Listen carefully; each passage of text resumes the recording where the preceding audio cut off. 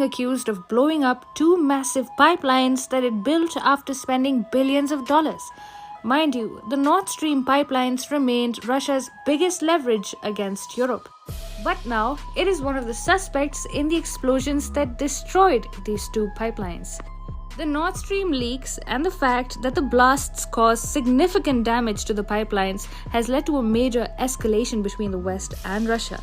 Russia has launched an international terrorism probe into the matter, while Europe is sharpening its own axe and vowing retaliation for the sabotage. Europe, by the way, has the most to lose due to the Nord Stream crisis. German authorities have said that 3 pipelines of the Nord Stream 1 and Nord Stream 2 gas pipelines in the Baltic Sea may become permanently unusable after alleged acts of sabotage, making the entire project redundant. If the pipelines aren't repaired quickly, salt water will corrode them. The Nord Stream 1 pipeline in particular is critical for Europe. The pipeline has been operational since 2011 and for over a decade has provided Europe with gigantic amounts of cheap gas that has proven to be very beneficial for the EU's economy. The 1,224-kilometer-long Nord Stream 1 consists of 2 parallel pipelines with an annual capacity of 27.5 billion cubic meters each. Until last year, Russia fulfilled 40% of Europe's total natural gas needs, and the Nord Stream 1 pipeline played a major role in achieving that. Europe suddenly finds its most critical energy infrastructure destroyed by an act of sabotage, no less. Given how fingers are being pointed towards the United States, ties between Brussels and Washington could be in for some rocky times ahead. Europe has just been stripped of its agency to decide who it wants to import gas from in the future. Sure, Russian energy has been sanctioned by the EU, but blowing up the Nord Stream pipelines is an unprecedented escalation which has deprived Europe of a major energy lifeline.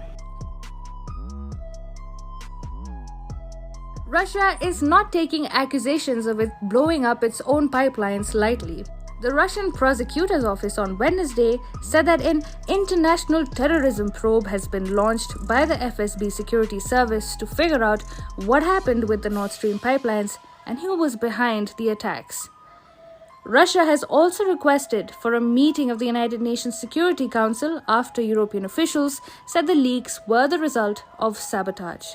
American media is already blaming the United States government for sabotaging the Nord Stream pipelines, and prominent journalist Tucker Carlson gave quite an impactful monologue on how it is utterly stupid to think that Russia would destroy its own pipelines meant to supply Russian gas to Europe.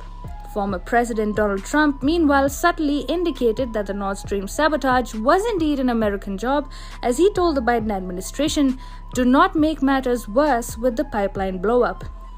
Anticipating an escalation and the ramifications of the ongoing partial mobilization, the United States has called on all its citizens to leave Russia immediately while there are still options for departing the country. Europe is planning a whole new wave of sanctions against Russia. The EU now plans to impose a price cap on Russian oil and further restrict commercial links with Moscow. Speaking about the Nord Stream leaks, a top EU diplomat said, "Any deliberate disruption of European energy infrastructure is utterly unacceptable and will be met with a robust and united response." So do you think the Nord Stream crisis could escalate into a direct conflict between Russia and NATO?